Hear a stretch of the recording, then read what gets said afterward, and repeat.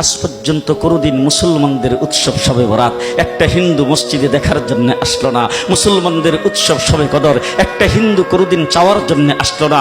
মুসলমানদের উৎসব রমজান মাসের রোজা একটা হিন্দু কোনোদিন তোমার সাথে সমাজ করার জন্য রাখলো না। একটা হিন্দু কোনোদিন তোমার ঈদের নামাজে আসলো না। একটা হিন্দু কোনোদিন তোমার সাথে জুমার নামাজে অংশগ্রহণ করলো না। তোমাকে দেখার জন্য পর্যন্ত আসলো না।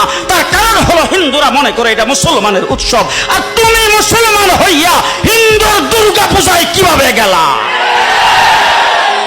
আরে তোমার কি হয়ে গেল? তোমার কি লজ্জা শরম তুমি ধুয়ে ফেলে দিয়েছো? তোমার কি কোনো লজ্জা শরমও নাই?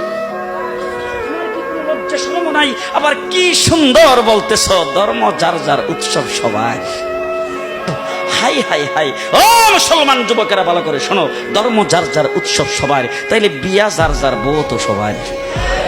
জি, বিয়ে যার যার বউ সবার, পুষ্কুনি যার যার মাস সবার, গাছ যার যার ফল সবার, ক্ষেত যার যার ফসল সবার, দোকান যার যার মাল সবার। এখন ঘুমাইছে কি কথা বলেন না কেন?